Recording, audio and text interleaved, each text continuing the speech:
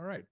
Hi there, Mike. Want to introduce us both. So I am Mario Sikora, and I am an executive coach and leadership development consultant. And my company is called Awareness to Action International. And one of the things that I work with is this model of personality styles called the Enneagram, and in particular, an element of that called the three instinctual biases. And so you and I have been having some conversations over the past couple of years now and talking about how this, particularly the three instinctual biases, can be helpful for people in the finance industry and understanding themselves, understanding their customers, planning and thinking about their careers and all these sort of things. So we're having this conversation today as the first of, what we're hoping is going to be a series on, how this information can be helpful in particular the people in the finance industry. So Mike, how about if we start off telling our viewers who you are, what you do, and a little bit more about the industry in general.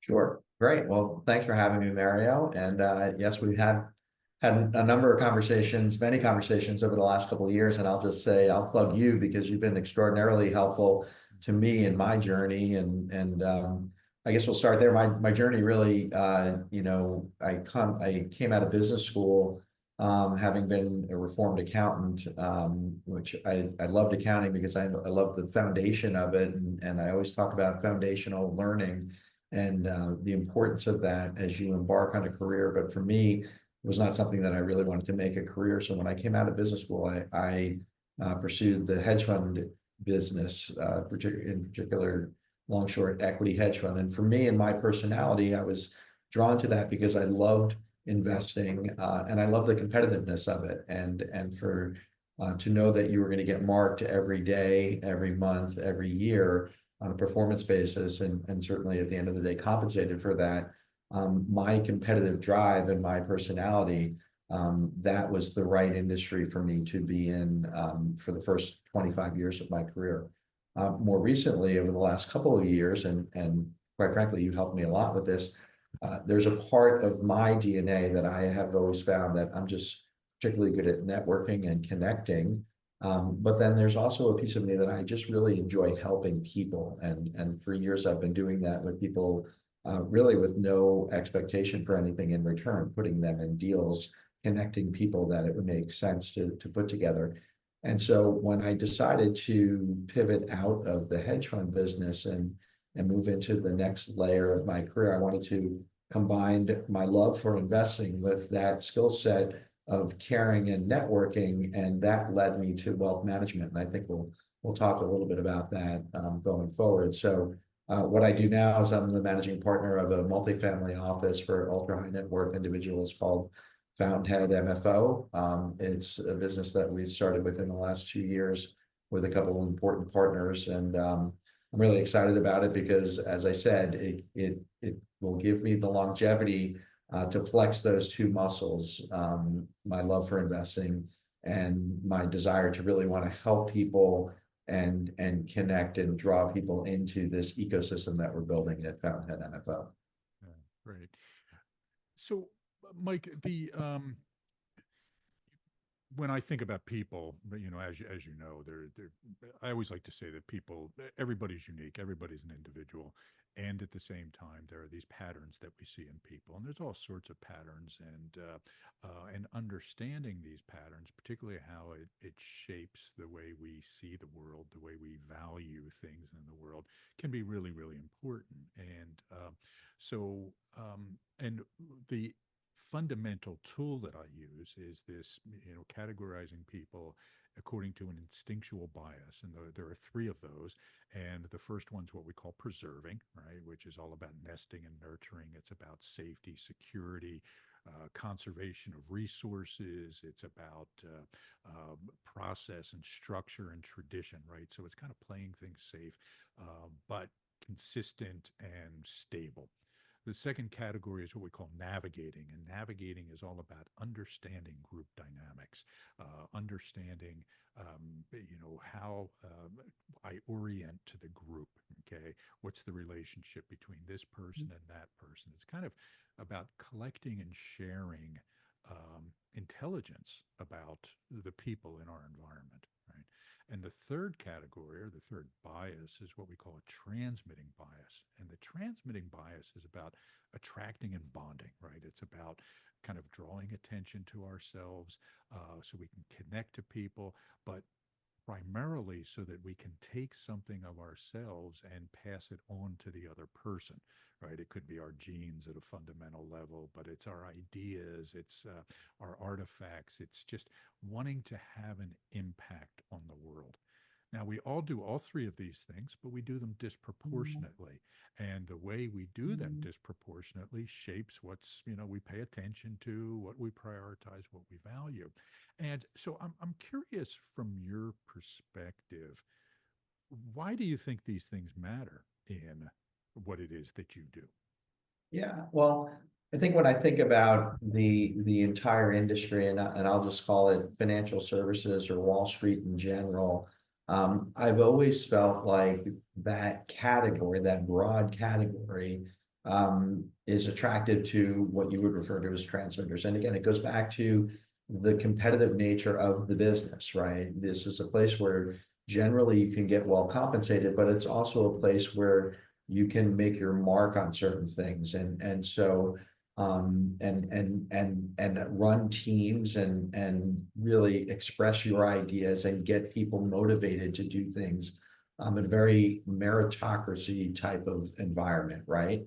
But when you break that down into what Wall Street is, there's going to be different categories of where people will excel based on their personality. So how I have always broken it down to is the difference between the buy side and the sell side, right? And the sell side would be more of what you would consider your traditional investment bank. You have your investment bankers, and those are people that are helping with structured M&A deals and IPO underwritings and secondaries, and helping corporate clients, again, from a leadership standpoint, running teams, very much a transmitter type business.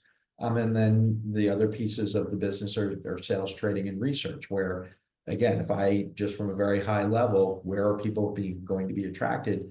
On the sales and trading side, that's again going to be very much a transmitter business. You are, by your very nature, you're a salesperson. You're trying to sell the product of the investment bank to the buy side. You're constantly interacting with your clients and you're building your team, right? So for me, that's very much a forward-facing, bold-facing role on both the sales and trading side. Perhaps the research side would be somebody that I would consider to be more of an introvert, likes to be in the numbers, likes to be writing their reports. They are the product that the salespeople are trying to sell. So I think if you're approaching that sell side of the business, and for any one of these categories, you have to think about who you are as a person and where you're going to excel, and who your peers are going to be and how you're going to run into them, and quite frankly, how you are going to interact with them, knowing and understanding that there may not all be like you. On the investment banking side, you're going to be dealing with CEOs and CFOs, and they may have a very much, they're running a company. They have a different skill set than perhaps you have. You're coming in to help them with a certain problem or a certain issue that they're having, or a need that they have. That might not be, may not be the same type of personality that you're dealing with. Yeah. Then when I think about on the buy side of the business, and I know we're going to get to this in particular, that's what I refer to as every asset class, whether it be long only, hedge funds, private equity, private credit, and a big category that I think we're going to get into is wealth management. Yeah. Yeah, and I think what what we can do is in future videos look at each one of those elements, right, and talk about how the instinctual biases can shed light on the mindset involved in those, and also what individuals in that industry or in those specific fields can benefit from knowing about personality, right? Because I would assume, as I see in every other industry and business, there are different aspects of it that will appeal to people of different personality styles, right? So even within some of the more transmitting oriented environments that you mentioned, as you said, there's also this preserving element that has to be taken care of. Okay. And so I guess a question for you, and, having worked in a lot of these organizations over the years or worked with them. So you've got this transmitting aspect of, I've got to get out there, schmooze, compete, sell, get attention, make connections, etc.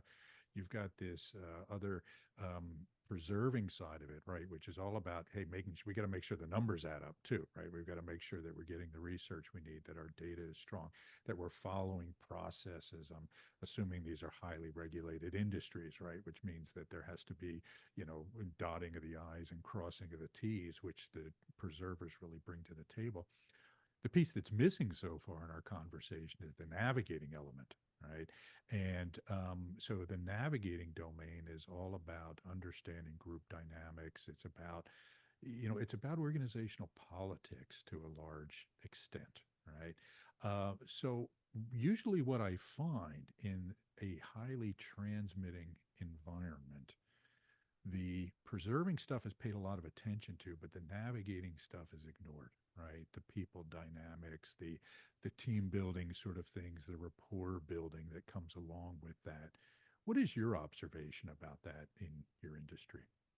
Well, I think you're right. I think that it's a challenge because that element, again, when you're dealing with alpha males or alpha females that are, while they are competitive and will say that they want to be team oriented, oftentimes, again, this is a meritocracy and you're trying to get to the top, and on some level, you're viewing your team as internal competitors, right? And I think it's important, if you are at the very top of those organizations and trying to get the very best out of all of your people, you need to have that navigator element, and whether it comes from a human resource environment or the right person on your team that you've identified as the one that could be the navigator, to get everybody to pull the oars in the same direction, to get everybody to understand that, the whole is better than the individual.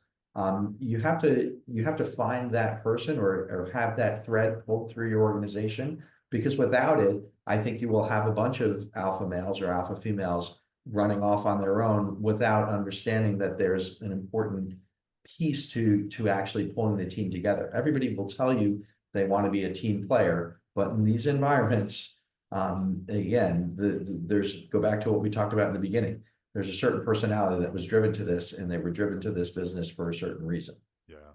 And what I have seen in some organizations is that when you have a very aggressive, transmitting oriented alpha character at the top, they cultivate that environment down through the organization, right? And it leads to a lot of stress. It leads to burnout. It leads to, combativeness, and it can lead to kind of an unpleasant work environment unnecessarily if you just take a moment to say, hey, wait a minute, let's make sure we're taking care of this need that people have, right? To be functioning as a team in some way and have their needs considered. So, um, Let so me interrupt for a second, yeah, because please. I would say, I would take it one step further and say you're at risk of suppressing good ideas if you're letting the transmitter get to a place where they've instilled a level of, fear is probably the wrong word, but an environment where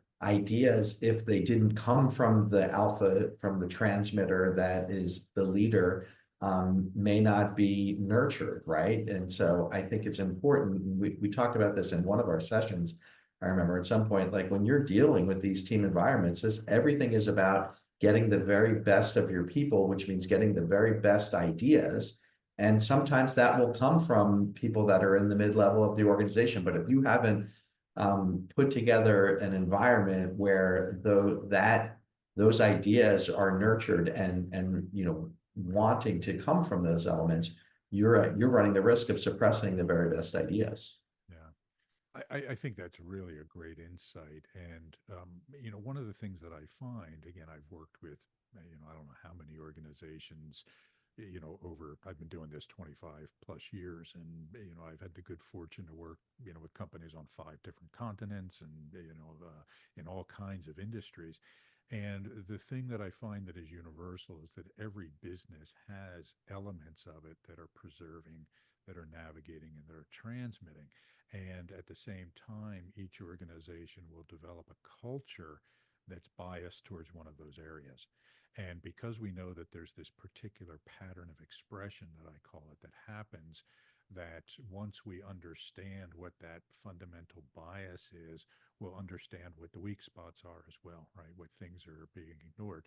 So, what always happens in a highly transmitting organization is that the navigating things are neglected because they're seen as low priority, right? Yeah, it's a nice to have. We'll go do a team building thing once in a while, but then forget about it after that. Um, and so what an organization needs to do is not so much go out and hire more navigators, right, in this situation, because they may not be the right people for the role, right? I'm sure there are roles in finance where navigators do thrive, but they need to recognize that it's an element of the business that has to be taken care of, and intentionally assign somebody or a group of people to make sure that we're doing these things, right?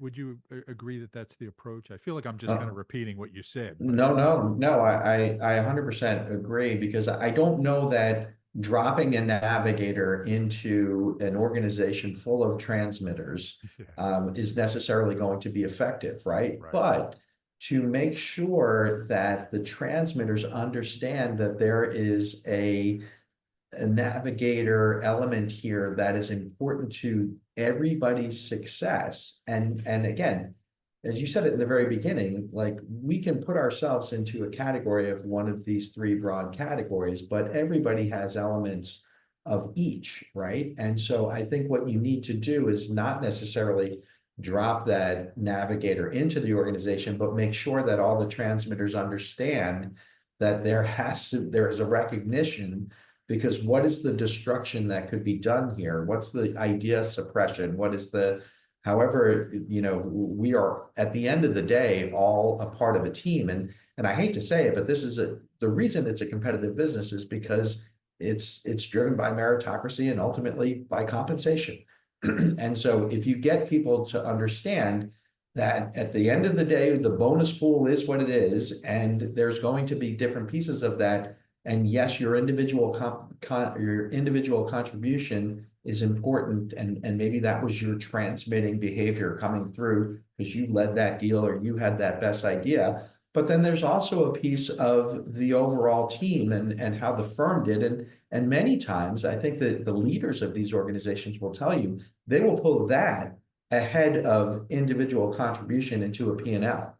And so if you ignore the fact that there's a trans or a navigator element to making sure that we are getting the best ideas and the best work out of all team members, understanding we may all be transmitters and want to, do the best ourselves, but sometimes my idea is not the best idea. Sometimes Mario's idea or Mario's initiative over here is the best idea. And if I know that the team is ultimately going to get compensated, again, meritocracy, competitiveness, and if the leaders of that organization are saying and making sure that everybody understands throughout the organization that that's the navigating piece that has to be kind of thread through the whole organization. And I think that's the hurdle that you will have in the financial services industry, who is generally attracting transmitters to make sure that they all have a navigator and even a preserving element to themselves, but they have to embrace that for the good of the better for the whole team. And ultimately that will get them paid more, which is what they care about. Yeah. Yeah. And, there can be a tendency, particularly when people are looking from the outside at a particular industry, to demonize a particular behavior, right? When you make the comment, it's all about compensation, it's all about meritocracy. Some people might not see that as a positive thing necessarily. Frankly, I do, for this industry, right? As somebody who, relies on other people to manage my money, I want them being aggressive. I want them working, based on this kind of merit and so forth. But to your point, what seems like the best approach in the short term might not always be the best approach, right? So transmitting is a great capability to have, but I always think of these things in terms of, are we doing it adaptively or maladaptively, right? Are we transmitting in a way that's effective or transmitting in a way that's ineffective? And if we're doing the latter, we need to do the former instead, right? And to look at these other domains and which ones we're not addressing, which ones we're not taking care of, and then to make sure that we take care of those things. Okay?